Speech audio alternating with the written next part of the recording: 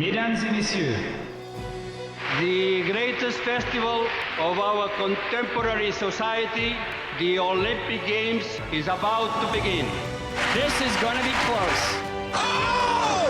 They're all completely gassed! They've given it everything on the Globalbacken! Oh, yeah! Go! Oh! Brilliant, brilliant, brilliant. But that is an Olympic championship. Ready? Hello and welcome to another episode of Keep the Flame Alive, the podcast for fans of the Olympics and Paralympics. If you love the games, we are the show for you. Each week we share stories from athletes and people behind the scenes to help you have more fun watching the games. I am your host, Jill Jaracz, joined as always by my lovely co-host, Alison Brown. Alison, hello, how are you? I am well rested and refreshed. Well, that makes one of us. So after the media summit, and I sent you on your way home, I promptly slept for 14 hours. Apparently I need sleep training for me, not for children. Right. Well, we are back at it, and we have a great interview for you today, plus a ton of Paris news. But before we get to this week's show, I would like to give a shout out to our patrons and supporters who keep our flame alive. And we had a new one this week. I was so happy. Thank you, Max. Our flame would definitely go out if we didn't have your support. So thank you to those of you who donate money or buy products. And if you would like to be an essential part of this show and keep the flame alive, please go to flamealivepod.com/support. So today we are talking national governing bodies. And this is really cool because a lot of times we think, oh, national governing bodies, it's a big deal. They have a ton of money, but a lot of them don't. We got the word on how that all works. We are talking with Ramsey Baker, who is a senior vice president at Aggregate Sports, which is a company that manages sponsorship and media deals for national governing bodies. And he had worked at U.S. figure skating for 18 years. He was chief marketing officer for 10 and spent the last 2 years as executive director and also was general manager of the ICE network. As part of his work with U.S. figure skating, he was able to get sponsorship and media rights, and so he tells us all about that. And he also demystifies NGBs and what their capabilities are. And we also talk about how they manage sponsorship and how sports get onto television. Take a listen. Ramsey Baker, thank you so much for joining us. Well, thank you, Jill and Allison. I'm really excited to be here. Anytime I get an opportunity to talk a little bit about the Olympic movement and specifically about national governing bodies and help educate, I would say, people about what truly happens within the national governing body world, I really want to take full advantage of that because it is a place of passion for me, having spent pretty much the last 20 years working around the Olympic space. Great. Well, let's start there. We've talked about marketing and sponsorship for the Olympics on other episodes, but what about from the NGB side? And there's a massive perception that all national governing bodies are huge and have a ton of money. But what is the reality? I think the biggest reality is not all national governing bodies are created equal. And that, I think, is the first place that people really need to understand. And they need to come from that point of realization that there are some really large national governing bodies. When you start looking at organizations like the USTA or USA Soccer, even organizations like USA Basketball, who is supported by the NBA. But the vast majority of national governing bodies are actually membership-based organizations that are non-for-profit. And I would say, I'll even use the word struggle on a day-to-day basis to be able to make ends meet and meet the needs of their constituents. And their constituents are vast. It's not just Team USA athletes that typically are seen by people competing at the Olympics or maybe at the highest of highest levels. Their constituents are made up mostly of members who will never ever see that level of competition, but really are the lifeblood of the organization. So they have to find that balance between supporting everybody at the grassroots level while doing the best they can to support athletes who are trying to strive to be the best in the world and win an Olympic gold or win a world championships or a Pan Am medal. And that's a pretty complicated puzzle to start putting together when it comes to funding and how you go about maneuvering through that space. So for U.S. figure skating, which you've been heavily involved with, it's a large organization, but it had a big dip in membership for, I would say, from 2019 to 2020, 2020 to 2021, the organization lost a good 50,000 members, but then the following year put in almost 100,000. So how do you get that downturn and upturn? Yeah, I think numbers in how you look at, you're going to look at a lot of NGBs, and depends on what their membership cycle looks like and how COVID impacted those numbers and kind of when the counting would take place. U.S. figure skating. So just real quickly, I was at U.S. figure skating in a number of different roles over the years, starting there in 2005 and really overseeing a lot of the marketing, communications, sponsorship, media rights, and fundraising side of things. And then the last 2 years that I was with the organization, I was the executive director. So kind of have seen the organization from a lot of different levels. But in that same vein, U.S. figure skating and working in the roles that I did, I had a lot of opportunity to talk to and work closely with other national governing bodies, because it really is a close-knit kind of community, because we're all facing a lot of the same issues and challenges that come up on an annual basis. But at figure skating, I think one of the things that you'll see is that when the timing hit of our membership cycle and the numbers associated with membership with COVID, you saw a dip, but then you saw a quick rebound. And I think one of the reasons why we saw the rebound while I was there was that there was a heavy investment during the time when a lot of our events were canceled, a lot of the need for competition and membership, and people were saying, okay, what am I going to do? They're pulling back a little bit. They couldn't go to their local rinks because most of those rinks were closed, especially in a lot of the areas where we had a high presence of our members, because those are some of the hardest hit areas that had some really stringent rules around going into community spaces. We did, I think, a pretty good job of connecting with people where they were and creating opportunities for them to engage off ice and really keep that aspect of community together, so that when it became time for them to go back into the rinks, they still had an affinity for, and they still had a want to be able to go in and skate and to be with their friends and to come back into a community of being on the ice, which helped those numbers rebound a little bit more quickly. Luckily, we had a great staff of people who were really focused on that on a daily basis. And we were able to even bring some of our competition into a situation where you didn't have to go to the rink. So people uploaded videos to us, and we were able to create these virtual competitions. So there was a way to still engage, but it took, I think, a kind of changing of the mindset and kind of getting away what we had done as an organization for a very, very long time and looking at things through a new lens, which ironically came at a time when we were getting ready to celebrate our 100-year anniversary. So here we were, looking back at 100 years of history, which is oftentimes a great time to celebrate your past. But it really put us in a point of reflection and said, yes, our past is very important, but how do we make sure we're more stable and ready for the future? And I think that although COVID had a lot of negatives for a lot of people, it did open up the eyes that things could be done a little bit differently. And hopefully that's something that'll carry forward with those who are continuing to lead the organization today. So with a membership of over 200,000, what's the percentage of elite athletes that would get funding? Yeah, from a year to year basis, you're only looking at a couple hundred athletes that are in the international selection pool or the ISP. So it's a small percentage. And that's the elite of the elite. Those are the ones who are going to be representing Team USA at international competitions. There are more, you start getting into the hundreds and, into the low thousands when you start talking about who are competing at competitions across the United States to be able to maybe make it to the U.S. championships, to then start kind of developing their name and start developing their skills at a level that then they could be considered for that international selection.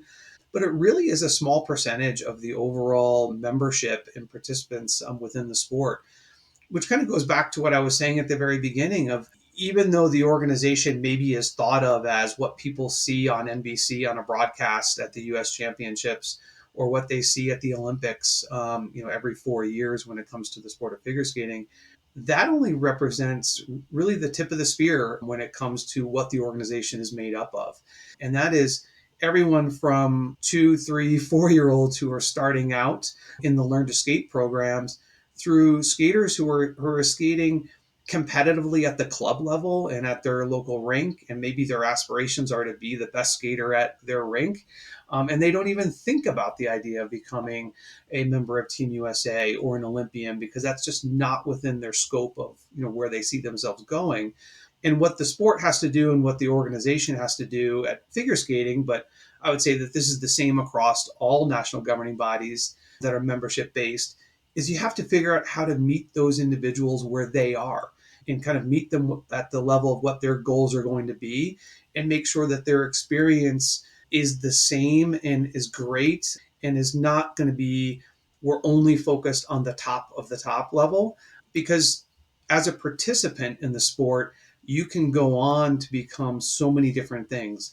You might become a judge or an official in figure skating. You might become a donor someday that can give to help fund the organization, because philanthropic gifts are a huge part of what national governing bodies rely on for their funding. You also might be a fan, and that fan might tune in to a social media channel. They might engage on a platform. They might watch a broadcast that happens, whether that broadcast is a linear broadcast on a network like ABC or NBC, or one of the big broadcast networks, or on a cable outlet, or on some other streaming platform that's direct to consumer. So many different ways to engage, but you have to kind of realize that every single person within that pipeline of participants has a value, and how you're going to meet them is really important. And a tricky proposition when, again, you're a national governing body that is a non-for-profit, and you often don't have huge operating budgets like a major league sports team would. Yeah, I think that's where people who aren't as knowledgeable get the misperception, because we see pro sports and pro athletes, and there's tons of money and tons of people going. But you really need these big numbers of membership in order to be able to have funding for elite athletes. But you also have to make sure that the masses of people aren't paying for a couple hundred people to have opportunities. They need to see something out of it too, right? Right. You can't be top heavy in where you're spending your dollars. And that's a big, important place in a role that the U.S. Olympic and Paralympic Committee plays within the NGB space. I think in 2021, the USOPC contributed a little bit more than $135 million to support NGBs and provide funding for their elite athlete programs. That is a huge number. And when I think a lot of people will step back and say, wow, $135 million, where did all that money go?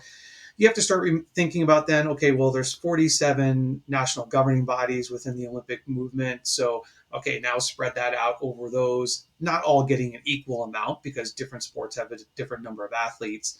But then you have to think about the fact that the operational budgets for national governing bodies, even with that contribution from the USOPC, there is about an 80% gap between the funding that they get from the USOPC and what their operational budget is on an annual basis.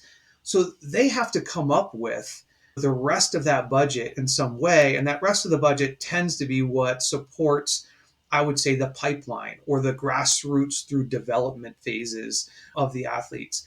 For the most part, the USOPC money that comes in is meant to fund the elite of the elite. So that top 100 or so athletes at a US figure skating, or the top athletes at a USA bobsled, or you name the sport, and it's kind of those athletes who are hopeful to represent Team USA in some capacity at an event. But even when we look at what the costs are associated there, what's really interesting is when you start getting really granular and you start saying, okay, this is what the budget might be, but that budget from a perspective of the national governing body might not even come close to what their counterparts internationally are. So an athlete in the U.S. who's competing in an Olympic sport oftentimes is helping to fund their own experience, whether they're paying for some of their travel, they're paying for some of their coaching, they might be paying for some of their health care and upkeep on their body, which is great if you're LeBron James and he talks about spending over $1 million a year to take care of his body, to be ready to play in a grueling NBA season for 21 plus years now.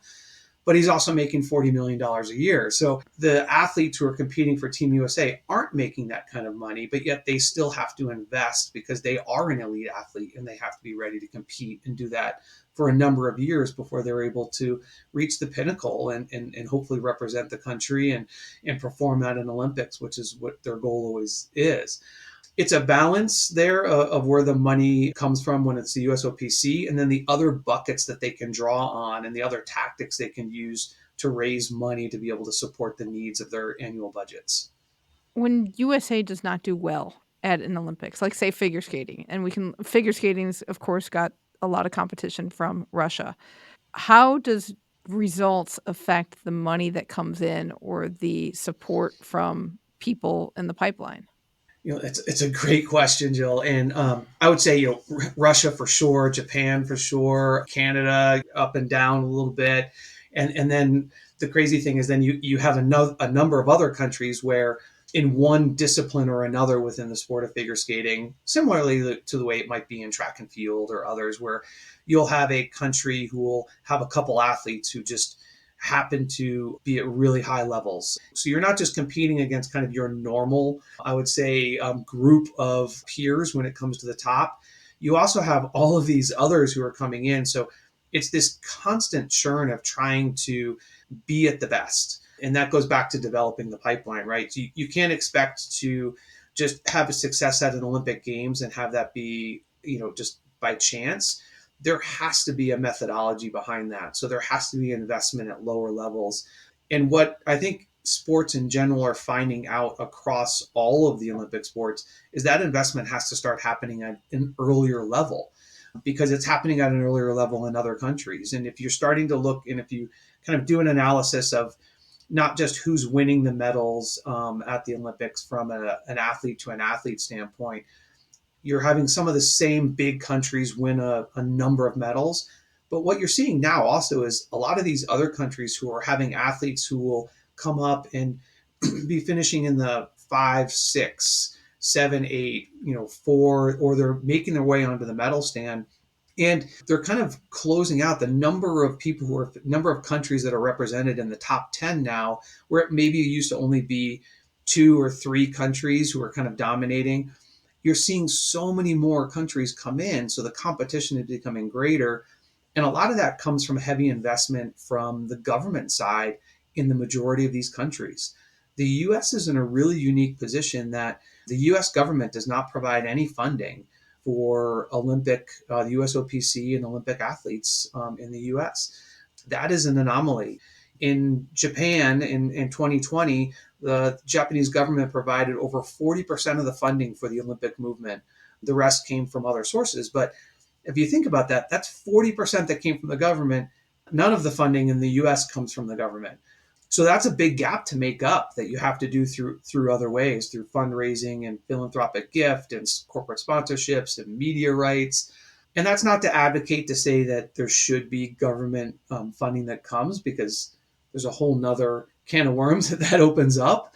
But I think what it does is it hopefully starts to educate people as they start to hear about that and realize it, that supporting the Olympics becomes a really important proposition for brands and for fans and for those who want to continue to see the US excel, that money has to come from somewhere to be able to help infuse earlier on in the process to make sure that the pipeline of athletes is there, so that when we get to LA 28, which everyone will be interested in seeing the US hopefully do well, we can't just go into it saying, well, we hope we do well. We have to make sure that we invest to give ourselves the best chance to be successful.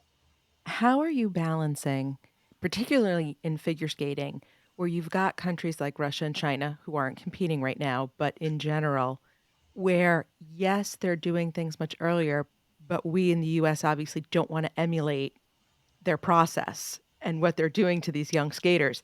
And how is the US figure skating balancing that maybe lack of results, but based on the fact that we're not destroying our young athletes?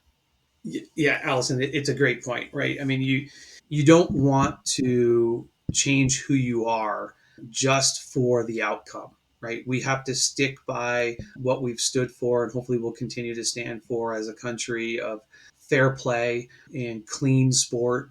And again, not being at U.S. Figure Skating now at the organization, but I know kind of what the focus was when I was there. And I know that those people who are involved now truly believe in, first and foremost, we have to make sure that the athletes are heard, the athletes are protected, the athletes are given all the opportunity to be able to represent themselves in the way that they want to be represented as well, which is incredibly important and does not happen in a lot of the other countries. So it adds to the puzzle, right? It puts a couple more challenges out there, but I would say that that's part of why those who get involved are involved, because they love to be able to invest the time and the energy to try to come up with the solutions and to be able to support the skaters in a way, or support their athlete in whatever sport it might be. I think you'll find that the leadership and the people involved within national governing bodies and with the Olympic space truly are dedicated to the sports that they're supporting. They truly believe in being able to provide that environment for the athletes. So is it difficult? Yes. Is it impossible? No. And I think where it comes from is starting at a lower level and educating the athletes, educating the coaches, educating the parents to make sure that they understand what role that they play in the process, because that is a huge part of it. Because everyone has to work together with that same common goal and the same set of, I would say, ethics in their approach, if we're going to be able to reach that top and be able to reach that pinnacle without somewhere along the line kind of deviating from the script of doing it the right way. There'll be a lot of temptation along the way, I'm sure, and there always is. And you'll see across sport in general, the U.S. has not been perfect. I mean, we've had athletes who have taken some missteps when it's come to doping or things in the past. But yet I think there's an accountability that we believe in, that when that happens, it's not celebrated. It's something that we look at and use it as a learning opportunity to show others that this is something that we don't want to do, even though maybe in other countries they might celebrate it and they turn a blind eye and they may even promote it. That's just not who we want to be. I'm a marketer, so I say that's not our brand, right? That's not the brand that we want to portray to the rest of the world. Okay, so on marketing, let's get a little bit more into that. Sure. When you're at an NGB and you're sitting there and you're looking at your budget and you're saying, I need, $5 million, where do you start? And when you start thinking of sponsorships, television, wherever you go. Yeah, I mean, I kind of used to look at it from, in my perspective, and in the conversations that I have with a lot of others across the national governing body landscape who are kind of in that same situation. And keep in mind that I consider ourselves to be lucky at U.S. Figure Skating, because we had a staff that had more than just a CEO, executive director, who was also playing the role of fundraiser, sponsorship, communications. I mean, a lot of these organizations, you would be amazed. I mean, they might have a staff of 4 or 5 people, some even less, and people are doing roles that you wouldn't think would mesh together, but it's just the nature of who they are and kind of what their overall budgets might be. And they have to make sure that they're focused on high performance. So they might have more people dedicated to high performance than they do to any other area. At figure skating, we were kind of in that middle ground. We weren't a massive NGB. When you looked at what our operating budget was, in the high teens to low 20s, over the years of what the operating budget was in terms of millions of dollars. But you have to kind of lean into one of the buckets of membership fees that come in, and they are extremely important to the bottom line of revenue that's coming in to be able to help offset costs. Corporate sponsorships is another big one for sure, in the ability to grow that pot. Media rights, but not every national governing body has the ownership and the ability to kind of get into the media rights business, because it can get pretty complicated. Events, but oftentimes you're running, I would say even at figure skating, half of the events that we ran were not profitable events. They were events that you're doing that actually, they were a cost center more than they were a revenue stream, but they were really, really important to our membership. And it was really, really important to the growth of the sport and the development of skaters. And then you start looking into charitable giving and donations and fundraising, which is, again, another very complicated area that takes an investment often of human resources and people to be able to kind of get it off the ground, and it takes time. So it can't be a switch that you just want to flip and say, we're open for business, give us money. It takes a lot more than that. And then that last one being the USOPC funding that we had talked about already. So really, when you boil it down, those are your buckets. So your level of sophistication within your organization to be able to plug into one of those areas or multiple areas becomes, what do you have for resources and what's the opportunity cost if I spend more time working on sponsorship? Well, that means I also have to have fulfillment for those sponsors because we can't just take their money. So now maybe I have to hire a little bit more staff to be able to fulfill the needs and fulfill the commitments that we've made to be able to bring dollars in. So that is something that becomes a very, very important kind of measure and a balance that you have to find in that side of things. How are you working with the USOPC and their sponsorships and the IOC and their sponsorships and FIG, and then you're the fourth entity, and you're obviously not trying to step on toes? It is an interesting balance. I think every national governing body has a different approach. There is a world of sponsors for every single sport that are the endemic sponsors, right? And those are the sponsors who have a vested interest in the sport itself because they're tethered to it and they're tied to it. And as the sport grows, their business will grow. And oftentimes you see national governing bodies do fairly well with the endemic sponsors because, again, there's skin in the game for them, so they want to get involved. But those tend to be smaller dollar amounts, depending on whether or not your sport is an industry, right? The sport of ski and snowboard is an industry. The sport of figure skating is not an industry, right? You're not going into a Dick's Sporting Goods and seeing figure skating costumes being sold and seeing skates that the skaters who are competing at a high level are wearing, who are all getting these custom blades and boots and things like that made. So it's not an industry on the side of like ski and snowboard where you're seeing skis and snowboards and jackets and parkas and gloves and all these kinds of things that are being sold. So endemic sponsors there help a great deal. Endemic sponsors in a sport like figure skating, maybe not so much. So that puts the onus then onto going out and finding other sponsors who maybe are not, you have to educate them about your sport. And then you have to say, what is the quid pro quo for them? What are they going to get by partnering with you? How do I commercialize the assets that I have, whether it be in an event, the membership in your total audience? And I always used to look at it as total audience because it was, yes, you have your members, you have your social media following, you have your viewers, and whether those viewers are watching on whatever platform it might be as the landscape continues to evolve, and they could be in a number of different places now. But collectively, they're all your total audience. So understanding who that audience is, what their makeup is, the demographics from an age standpoint, and male female breakdown, and what's their income levels, where are they spending their dollars, what's their brand affinity, and then taking that information, going out and partnering or trying to find partner and selling yourself to the marketplace of, this is why you should partner with us because we can help you get to this audience. But even when you have the most perfect deal and perfect kind of alliance that you would think would be there, it doesn't mean the deal is going to happen. A lot of the big brands that are out there that are spending significant dollars, it actually, if it's too small of a deal, it doesn't work for them because it becomes too much work, right? They want deals that are a little bit more turnkey or something that's a little easy for them to manage versus, so if they wanted to do a big NFL deal and they can reach a mass scaled audience and they can do it a little bit turnkey, that's easier than maybe taking 10 different smaller organizations that would give them that audience, that then they have to put a lot of effort into each one of those to be able to nurture it and get the most out of it. So not only are you finding the match between a perfect brand that matches your audience and you kind of all agree that it makes sense, then it has to make sense for them in their strategy. And oftentimes that's where you would run into a gap. And that could happen in a conversation that has now been going on for 9 months, a year, 15 months before you finally come to the realization, oh, and now it's not going to work.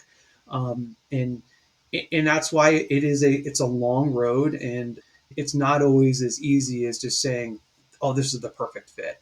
And I'll share one story. And the kiss and cry is well known within the sport of figure skating, and I think well known to the both of you as well. It's a great name, the kiss and cry. But from that standpoint, we thought there was always a natural fit for a Kleenex as a brand, someone in the tissue side of things, Hershey's, right? The Hershey's Kiss and Cry. Hershey's was a sponsor of, and still is a supporter of the Olympic Games, of the USOPC. And there just seemed to be a natural, and we would get emails all the time and suggestions from people that say, you should really do a deal with Hershey's, or you should really, and it was kind of, it got to the point where like, yes, we know, and we've tried. And then when we finally were able to do a deal with Puffs, who was a P&G, P&G was the parent company, and Puffs was the a brand within their portfolio of brands.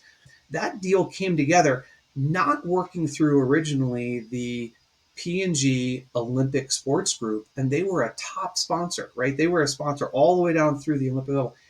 That came together through a connection that we made with the creative company, creative agency that was working on the Puffs brand.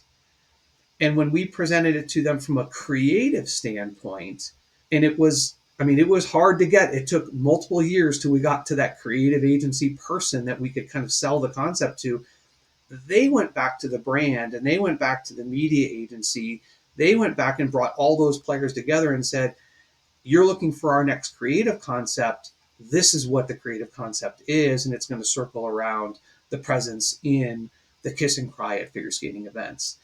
So what most people would have thought was just a natural, oh, it happened because P&G was a partner of the USOPC and of the IOC, and they were an Olympic sponsor, had nothing to do with that. It was all about getting to the right person at the right agency that was the creative representative for a brand, not even through the brand manager or those who were driving the marketing side of that entity at the time. So you never know where the deal is going to come from. So it is truly about being persistent, being creative, and not just relying on someone to come knocking on your door. You have to be out shaking the trees and making sure that you're putting yourself out there.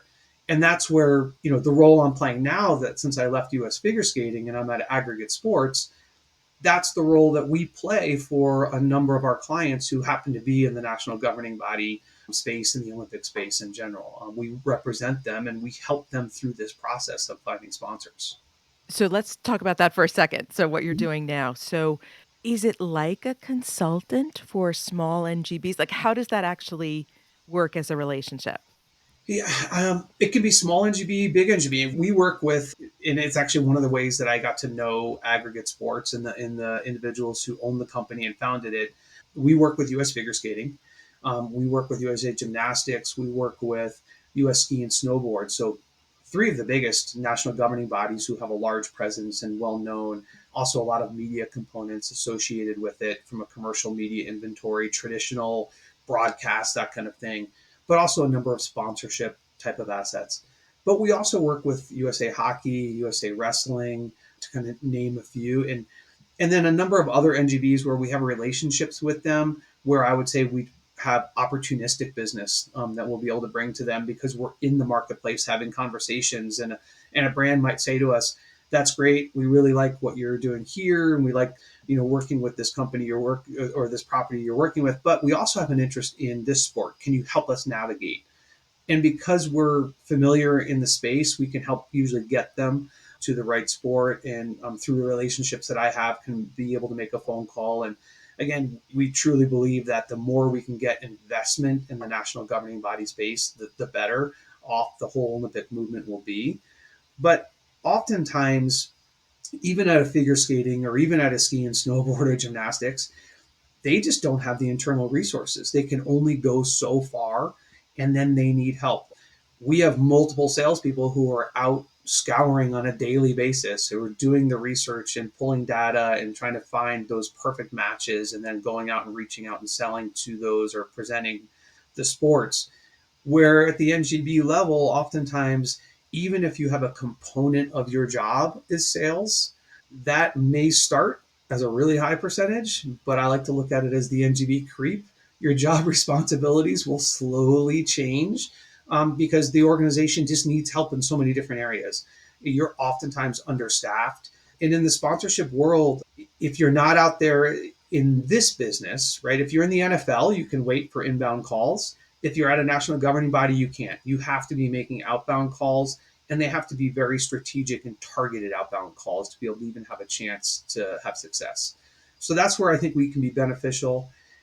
Also, even some of the smaller NGBs then that we'll work with from a consulting standpoint. So that's more of a sales side, but there is a consulting aspect to it where we can help them even understand what are the assets that we have to commercialize. How do we look at ourselves and decide from what we call asset architecture, what does the organization do that might be of interest to a brand, and how can we commercialize it? How can we package it in a way that makes it digestible and interesting to them? Because if you go to a brand and say, look, this is who we are, and you show them everything who you are as an organization, oftentimes they'll say, okay, too much information overload, walk away, because all they see is the red flag of it's going to be a lot of work. So we help try to work them through that process of how do you present enough information to get interest without scaring somebody away because you look like you're just too much work for them to be able to get into a relationship with. What levels of work does a sponsor want to have to do? When they look at a relationship, what do they want to put in? What do they want to get out besides more sales or more customers? The level of work, that's an interesting one.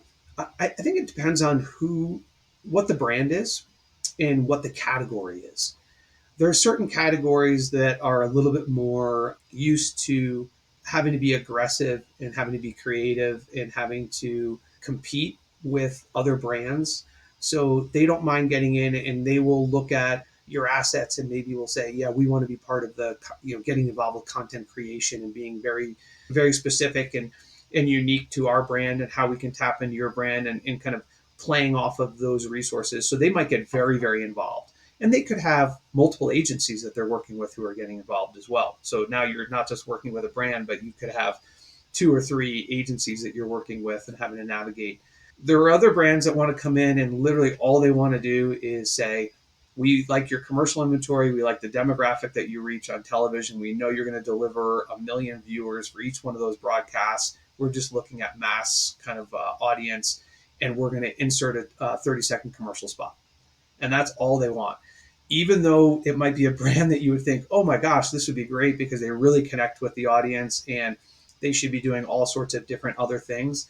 It's just not within their strategy because they've got other places they're plugged in. So you kind of have to be willing to meet the brand where they are.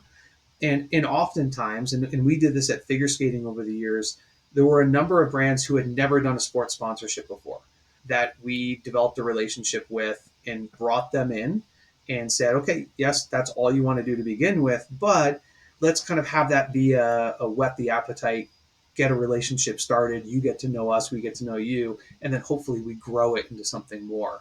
Prevagen was an interesting one. They hadn't advertised in sport before, but then we were getting ready, as I mentioned before, to do our 100-year anniversary. And we saw that they had done something with the NFL around an anniversary year for the NFL. And we thought, well, gosh, this would be perfect. Prevagen memorable moments. Let's talk about the 100 years and some of the best moments in the history of the sport. And it really resonated with them. And it went from being a straight media kind of relationship at the beginning to unique content creation that helped retell the story around the sport to those people who were passionate and loved it. So it really integrated them well within, I think, those who are fans and the audience. And they were bringing content to the fans that was important to them and that they found interesting. To now you're seeing them pop up in a ton of different sports. And actually, we as a company at Aggregate have helped bring them to some other sports because that concept of memorable moments and anniversaries, now they're tying into other sports where they're saying, oh, this can be our sweet spot. This can be where people know us and recognize that if we're there having a conversation about a sport, it's probably because of a anniversary or important moments within that property's history, which is great. I mean, that's something that they can own then and really be able to talk to fans and an audience in an authentic way. How is the fragmenting media landscape? And nobody is sitting on Sunday afternoon watching Wide World of Sports anymore, and everything is streaming. So how is that playing into all of this? I would say they're not watching Wide World of Sports in the way that it was delivered before. how they're watching it is they're watching it on, as you said, a fragmented or in a number of different platforms. I think one of the misconceptions that might be out there is that any sport can have their content distributed and to an audience as wide as they want it to be at any time, and why wouldn't they? Um, if it was that easy, everybody would be doing it, right? You would be able to put out all of your content in a way that was easily digestible by an audience. I think what is going on is a lot of these platforms that have been built, even though there's not the 24-hour kind of cycle of a day where they used to do programming where, okay, we have 24 hours in the cycle to fill. We have these number of 1 hour shows, this number of 30-minute shows. And, once you've kind of gone through the rotation, you have to, kind of fill the next day. Even though that kind of goes away when you have a platform where you can have a number of different properties there and people will go and eat the digestible chunks that they want to when they want to eat it, there still is a balance of user interface and a usability for their consumer that if they become too cluttered of a platform because they have too many different types of properties available or of entertainment, let's just call it, too many types of entertainment across their platform, that doesn't make sense. And there's no way to really organize it in a way that from a functionality, it's good for a consumer to be able to come in. Now you're going to have people who come in and try that platform and then probably walk away because it's just too much. So they have to kind of start to decide, where do we want to spend our dollars? Where do we want to invest in the types of entertainment that we want to have on our platform that we think are cohesive, and that somebody who's in the audience will find, these 15 things that we put together across our platform to be all connected in a way that, oh, I like these 15 things, but yet there's nothing here that's going to kind of distract me. So you have to be able to line up well in a vertical like that for a platform. But also there's a lot of cost associated for a property with getting your content into a format that is something that you can deliver to a mass audience. And I will just say, in a way that represents the brand that you are trying to be, your aspirational brand, right? You can film something raw, down and dirty, and kind of stream it in a number of different ways that is maybe, the stream isn't so great in some cases. In other cases, it's okay. The lighting isn't great. You don't have commentary. You do have commentary. I mean, there's a number of ways to do it. But if you want to have your sport represented in a certain way, which is really important, because you've got to remember, back to the other side, if you're talking to non-endemic brands, big sponsors, they have a certain expectation of what you're going to look like and how you're going to talk about yourself and portray yourself in the marketplace. And if you want them to be able to invest significant dollars with you, you have to be on the level that they want you to be at. So now it's like you have to pick and choose, what do I put out there? So all the content that I put out has to meet a certain standard if I want to be able to deliver it for the partners that I'm working with. It can't be just this raw aspect. So there's a balance. You can go out and just say, I'm going to put every single piece of my content out there that I can create, and I'm not going to worry about it. Or you can be very strategic and say, what I put out there represents who I am, as a property, what our aspiration is to be, and is hopefully going to attract then the type of sponsor that we want, who can pay the type of dollars that we want, that can invest, that can help us grow our athletes, help us grow our membership, and maybe then reinvest back on creating more content and telling the story in a different way. So there's a lot more to it than just, we want to be able to see everything on every opportunity and everything should be free, because there's a cost and somebody has to bear that cost. And as we talked about earlier, the NGBs are struggling anyway, just from a day in, day out, to make their budgets and to make ends meet if they want to meet the needs of their membership and their constituents all the way up and down the chart. So you had Puffs for the kiss and cry. Mm-hmm. Is there another one that you're just saying to yourself, that was the coolest idea I've ever had, to put a sport and a product together? I don't know if it was the coolest idea.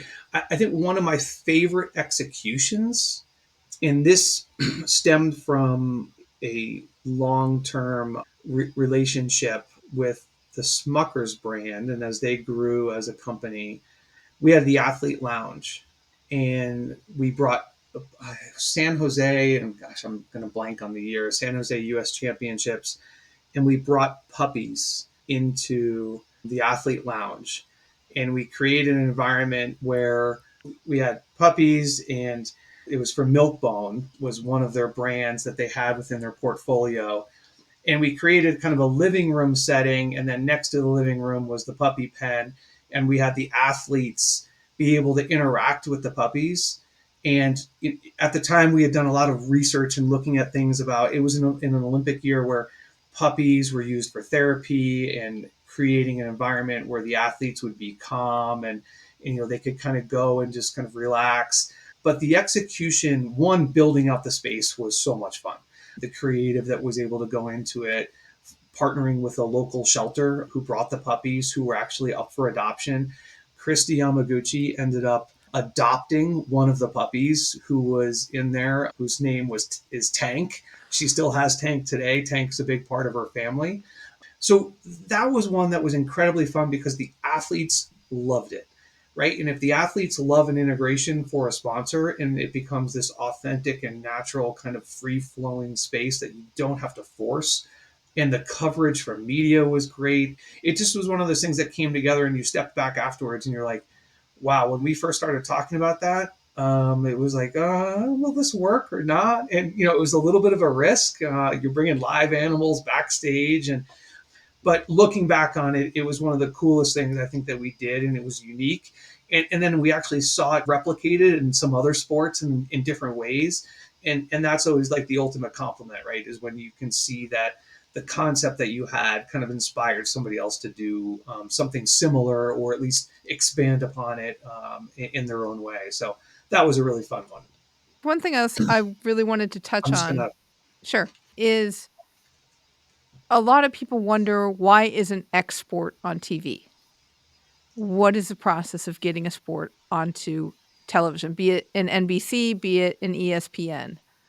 This is where I do the shameless plug and say, well, one of the capacities and capabilities of Aggregate Sports is we do media rights consulting, and we help properties be able to take their rights and find the home for them, and find the correct home, not just a home.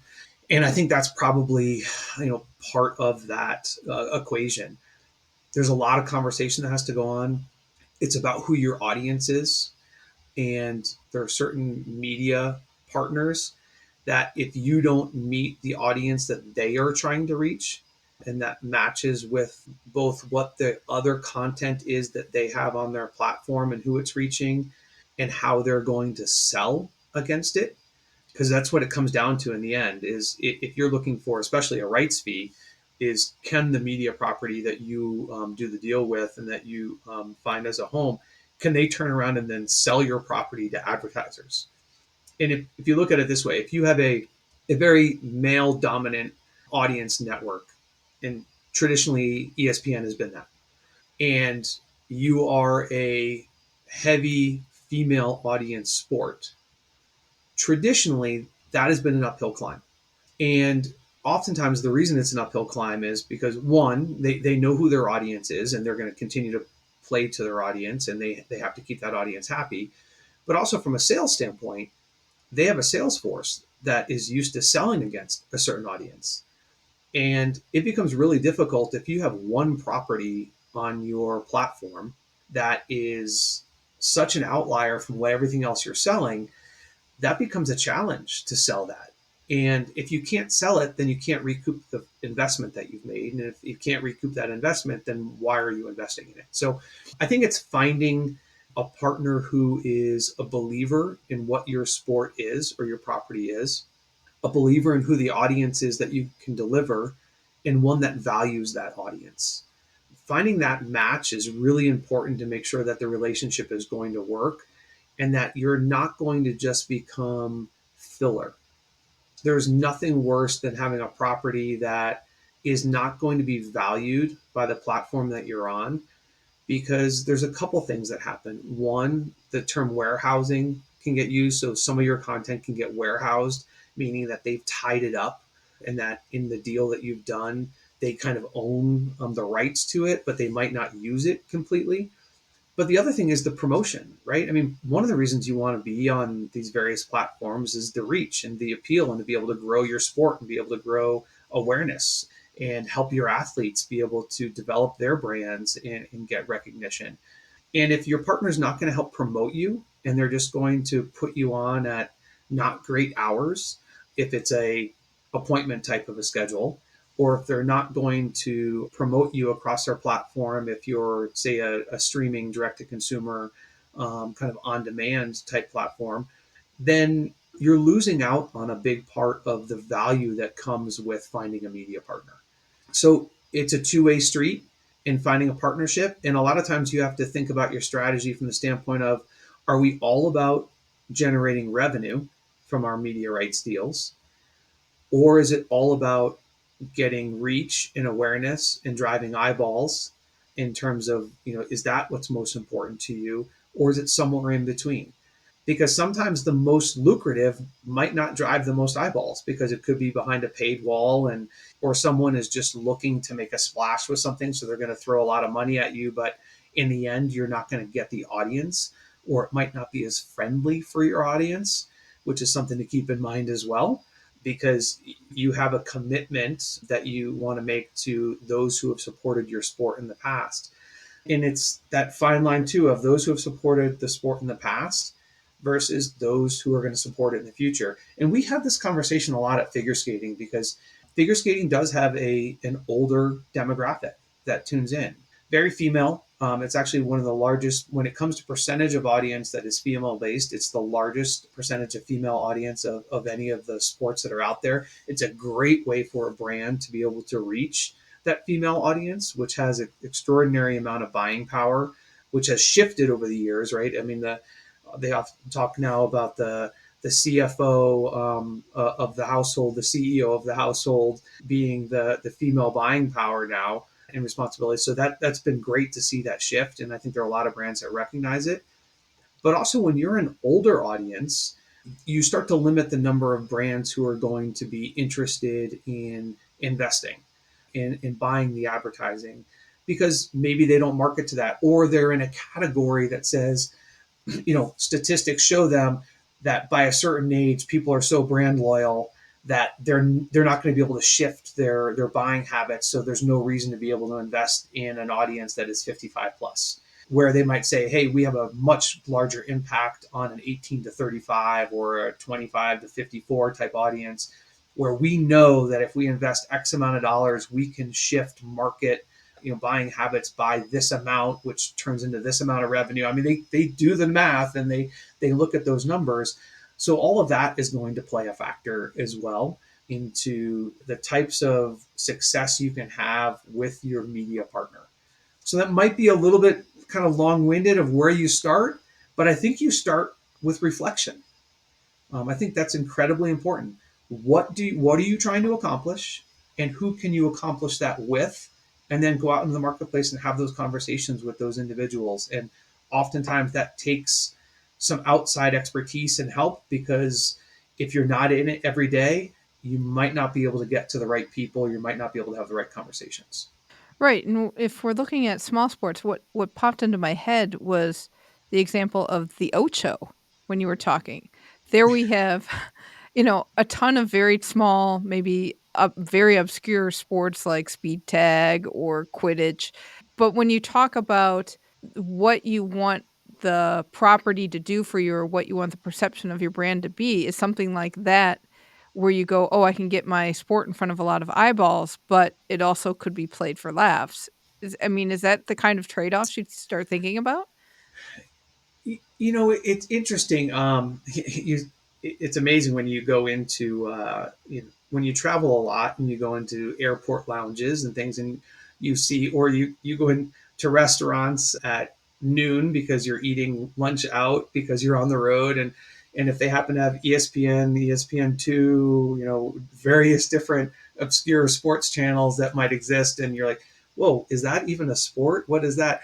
I was with my daughter on a trip not too long ago, my 17-year-old, and we were walking through the airport, and she saw World Chase Tag, the championships.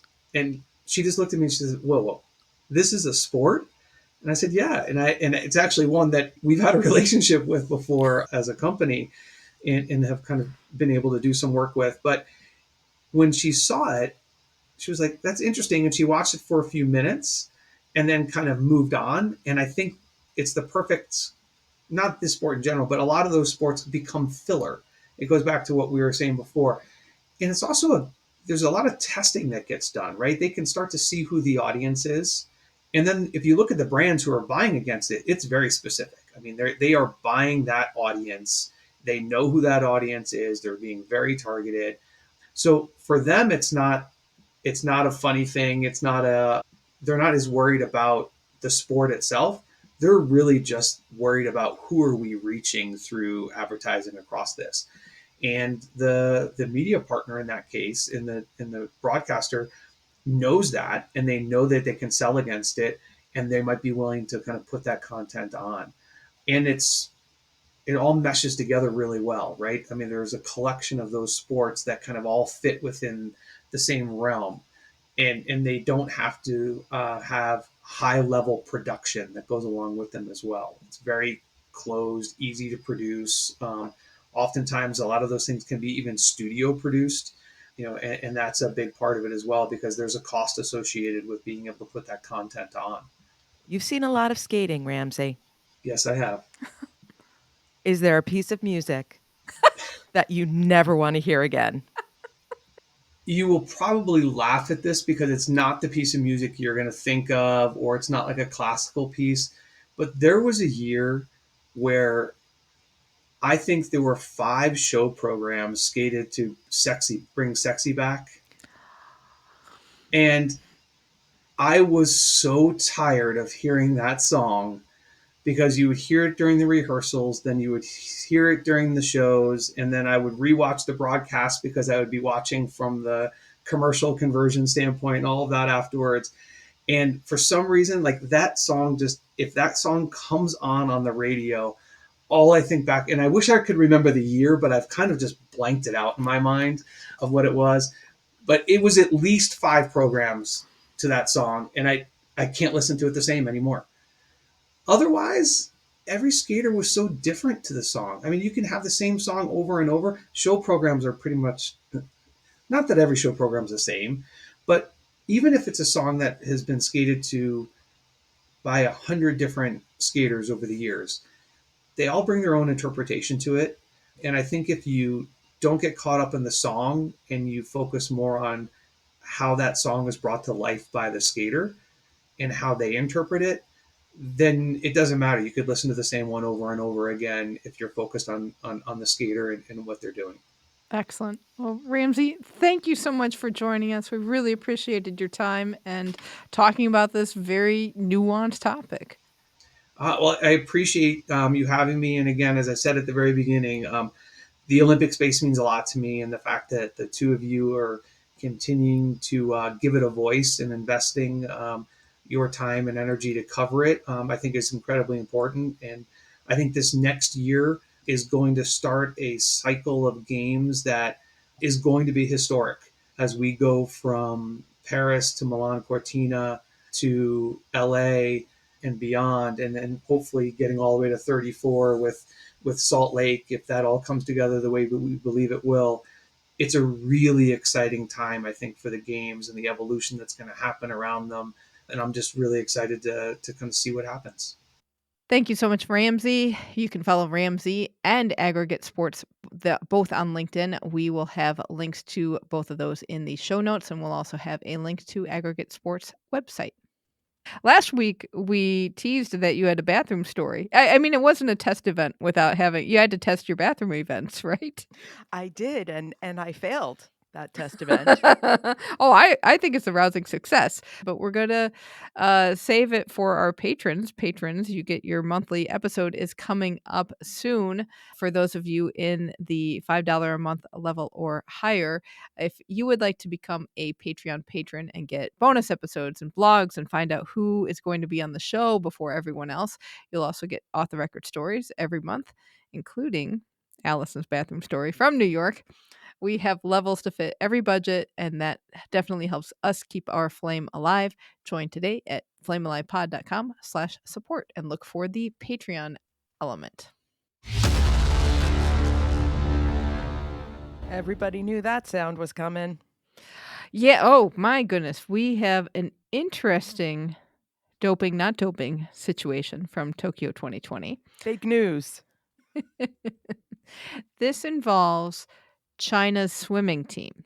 And so this has been all over several outlets, include we've looked through SwimSwam and New York Times and Reuters and others. They have reported that 23 Chinese swimmers, which is half of their swimming team, tested positive for the banned substance trimetazidine, which is also known as TMZ, that is found in heart medication. Maybe you've heard of this before. If that sounds familiar, that is the same medication that Kamila Valieva tested positive for. Right. And that discovery of the banned substance and the positive tests, that took place at a meet over New Year's from 2020 into 2021, so ahead of the Tokyo Games. Testing apparently happened per usual, but the results were not reported until March 15th, 2021, which was unusual. And so Chinada, which is the equivalent of USADA or any country's anti-doping agency, or RUSADA, if you want to keep going on what our ADA agencies are. But Chinada said that WADA allowed it to freeze tests for a month because of the pandemic. So, okay, that sounds legit. And they found that the deal is that even trace amounts of TMZ in a sample should trigger a suspension. But none of them happened here because China had an explanation for this, and that was in the hotel where they were staying, there was a kitchen, and the kitchen was contaminated with this drug. And the positive tests had an extremely low concentration of the drug. So they said, oh, this is from this inadvertent exposure that we got from our hotel kitchen. And that's why they were allowed to go to Tokyo. However, this is the first we're hearing of it, and there was no public investigation, which is what WADA rules dictate for this kind of situation. There should have been Yeah. a provisional suspension with an investigation, which could have been done prior to Tokyo and completed, because not everything is the Valieva epic. But no. So this is all very suspicious. USADA apparently tipped WADA off in 2020 that there was some potential doping going on in the Chinese camp, except for those were allegations, and I guess WADA never got any evidence for that to keep following up. So WADA stands by its processes, says everything is on the up and up, but the swimming community is kind of up in arms about all of this because China has a record of swimmers recently who have been banned for substance use. Sun Yang. And also, they have had violations for not being available, whereabout violations, where the swimmers don't show up or aren't where they're supposed to be when out of competition testing was supposed to happen. So this is a pervasive problem. As someone pointed out, their explanation was even more ridiculous than Valieva's, because Valieva's explanation was her father or grandfather was crushing the pills on a cutting board, and then she used the cutting board, and so she got the drug. That at least could possibly happen. It's not soap opera level ridiculous. This is soap opera level ridiculous. Like soap opera in the 1980s ridiculous. Well, I mean, when you think, how many kitchens do you think are tainted with TMZ? That's the interesting thing. Should be nothing. It's not like a growth hormone that is used in meat or anything that could be cross-contaminated, which can happen, because I remember there being a whole discussion about dirty tacos at one point for somebody. And remember, Jenny Fuchs had a situation go on as well. But that's one person for exposure, and they could follow it back. An entire kitchen contaminated with enough to be detectable in all of these athletes. Just wow. I think they were eating desserts because that was Camila Valieva's situation as well. It was a dessert. Are you fat shaming? No, I'm just saying that athletes like desserts. As maybe listeners have now discovered, I'm obsessed with Adam Peaty because I've been posting about him a lot. He came out and basically said not anything to do with whether they're guilty or not, whether the swimmers were involved, whether the federation, but why was there no investigation? Why was this not made public as it should have been? And I have to agree, that's what makes it so suspicious. And this is what I used to tell my daughter when she was little. It's not the doing a bad thing that gets you in trouble, it's the lying about it. The cover up is always worse than the crime. And now this has led to many athletes, many federations throwing up their hands at WADA and saying, you're not protecting clean athletes, which you know how this makes us feel. Exactly. And I would agree with you that the not talking about this publicly at the time it was happening and talking about why we are not doing an investigation and et cetera, finding out about it 3 years later, right before another major world event, it doesn't look good. And it's not the fact that we think there should be a guilty verdict, but you're right in that it's the covering up of the situation and the not being public about it that is really the thing we worry about going forward. What else is going on that's not being said? And are there other situations where, okay, this is a one off or this is an inadvertent positive or a fake positive? Let's be public about it. And that's going to provide a lot more understanding and acceptance rather than hiding something for 3 years. I guess every Chinese swimmer has a heart problem. They could. Who knows?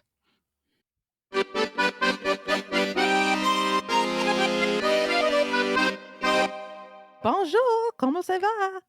Bonjour. The torch is still in Greece.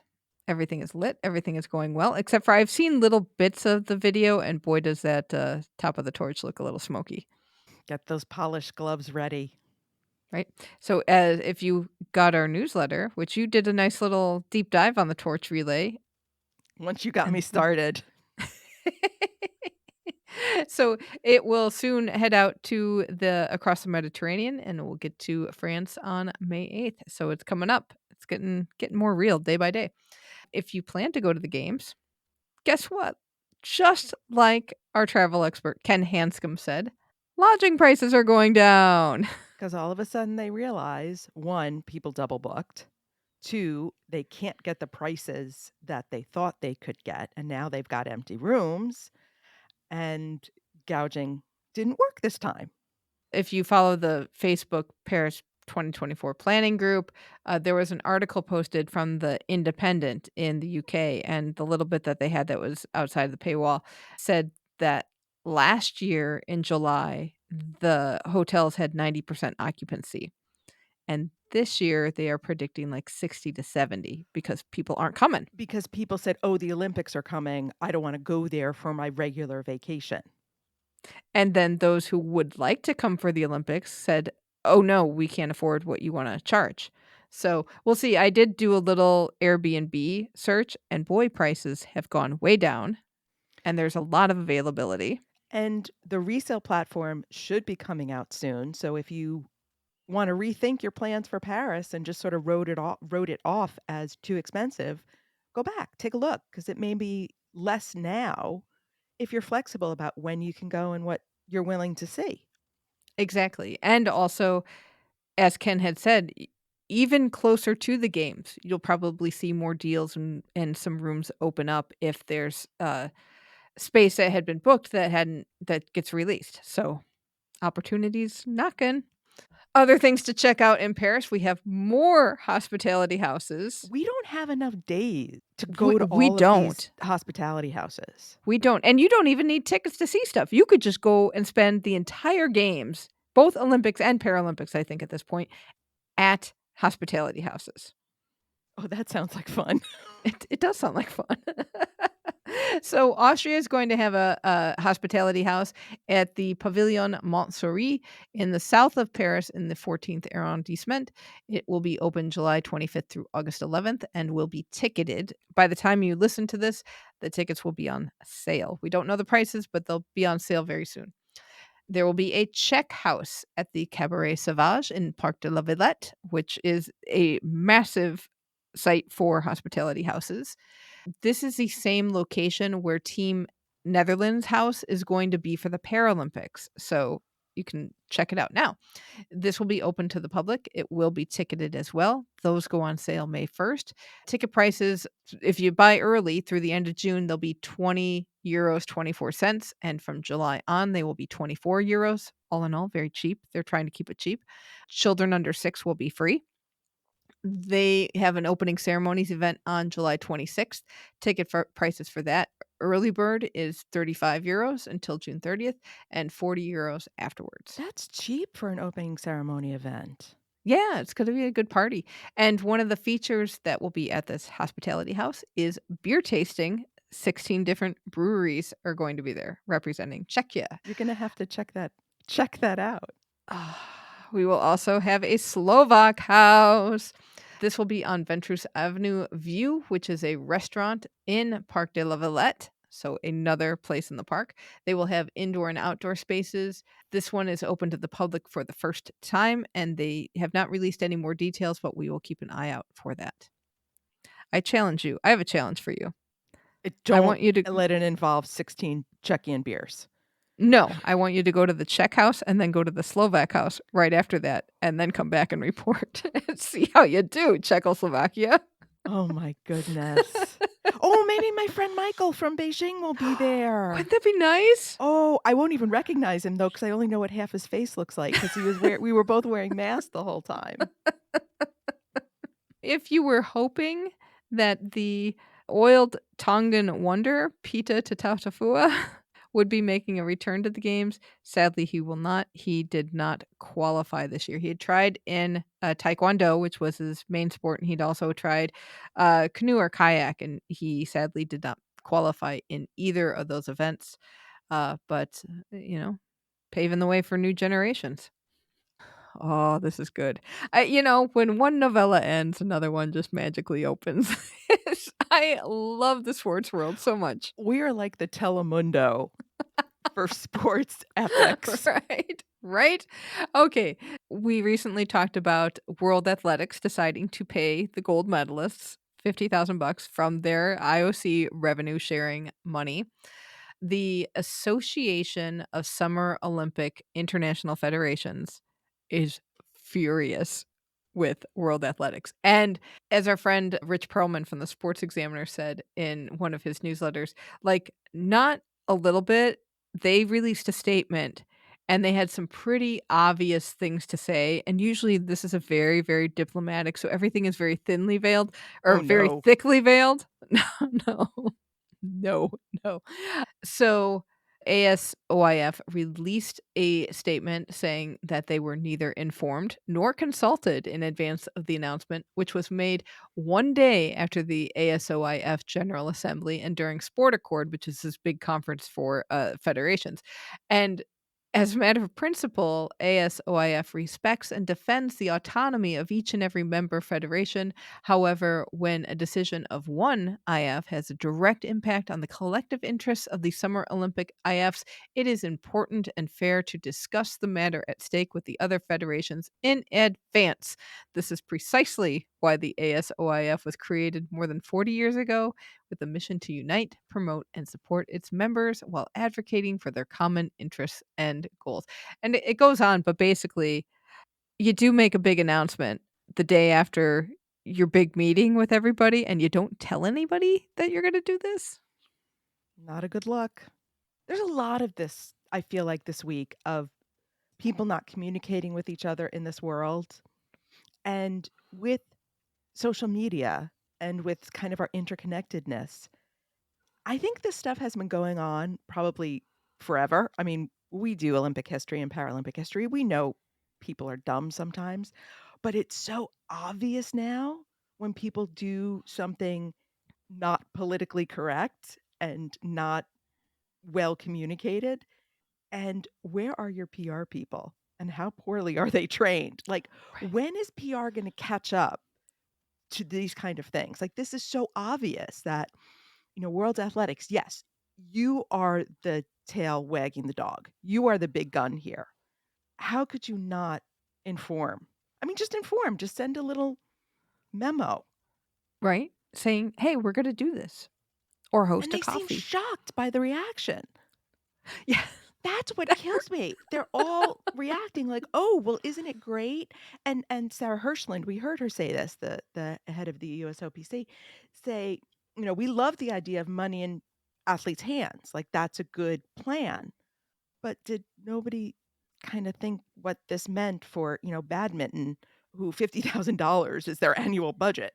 It just Yeah, it doesn't make sense. It's and I get that World Athletics gets one of the largest shares of the IOC revenue sharing from the games because it's one of the biggest sports. I get that it has a lot of events compared with like you say, badminton. There's like 4 or 6 events in badminton. but And swimming. yeah, swimming, a ton of events, and swimming's another one that has a lot of money. The International Gymnastics Federation said, "Yeah, we don't plan to pay," and they make money too, but they think it's better to use the money to develop the sport in other nations and make sure that some of these nations have better equipment than what they get because they get a lot of hand me downs going around.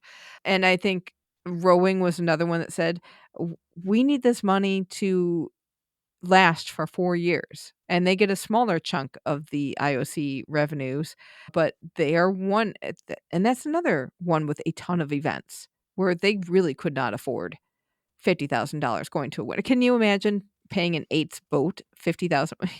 Well, the relay was gonna have to split the cash. Right. But still, I mean, it really put the other international federations in a bind and kind of pits the athletes against each other in a way. Though the one criticism that I will criticize is, and I apologize for not remembering who said this, but it was one of the heads of federation saying this is not in the spirit of the Olympics and the whole idea of amateurism and the love of, doing this for the love of sport. To which I say, come on, that ship sailed 30 years ago. Let's not ring that bell. Right. Because it's not been amateurism for decades. And even before you allowed professionals in, it hasn't really been amateurism. I read an interesting article today from David Goldblatt, who's a historian and wrote a book about the games.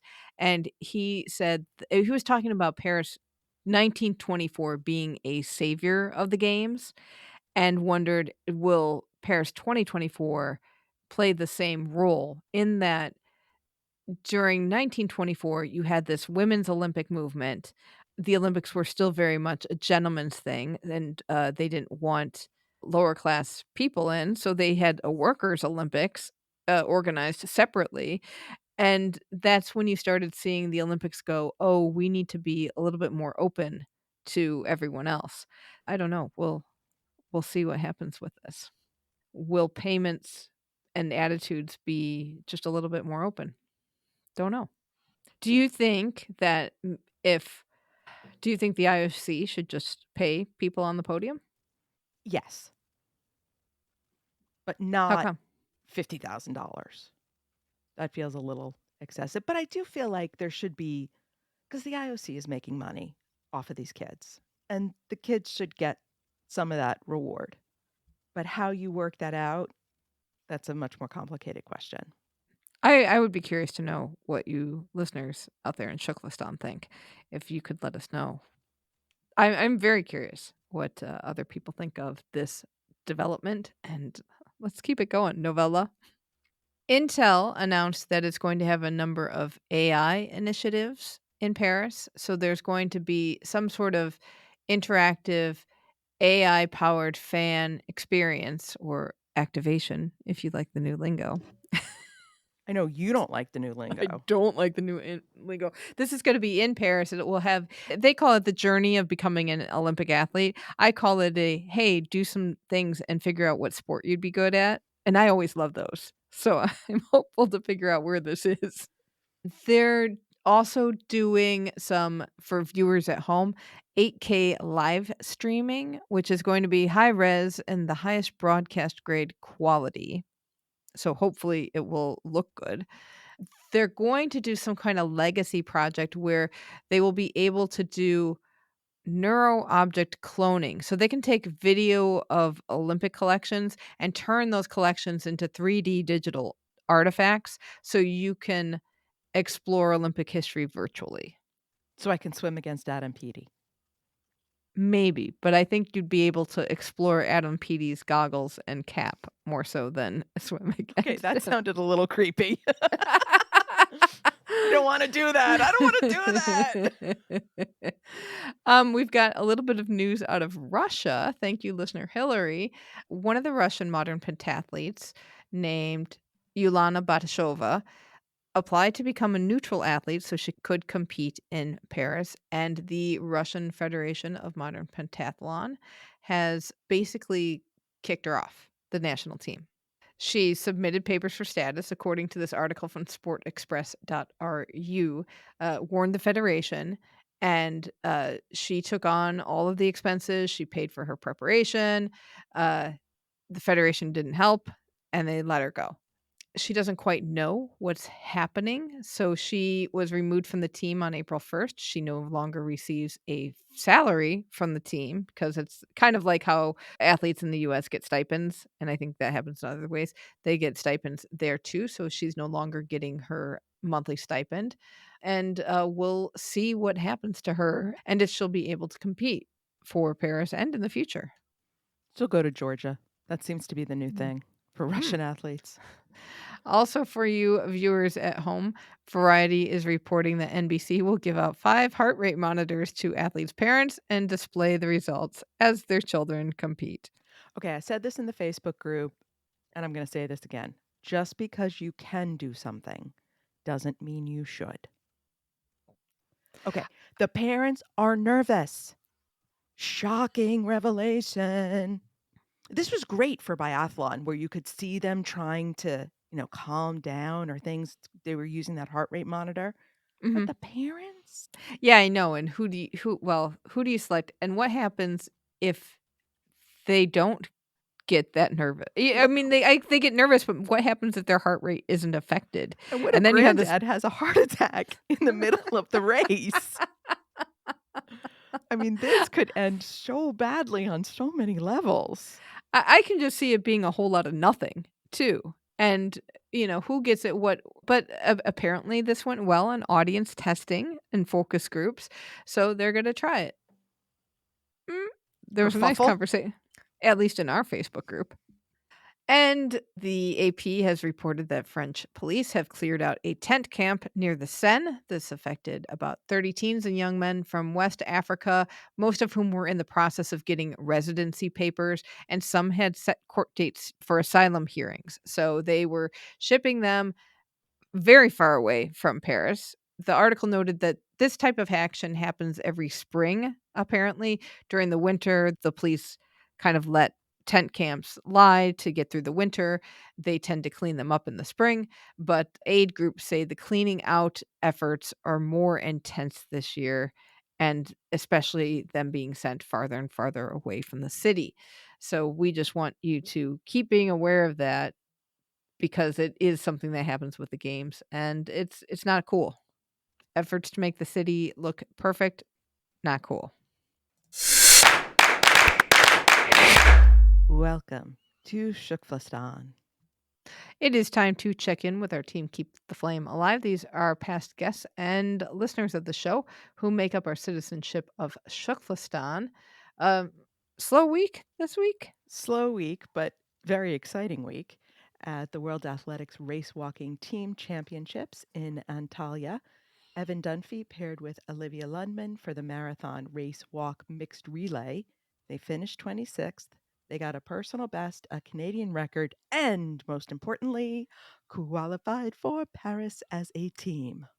Whoop whoop. So that very excited. And Olivia had a very rough race.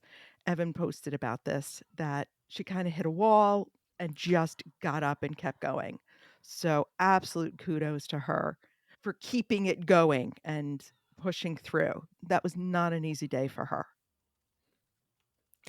Well, that is going to do it for this episode. Let us know what you think of or let us know what you learned about what it takes to run a national governing body. You can find us on X, YouTube, and Instagram at FlameAlivePod.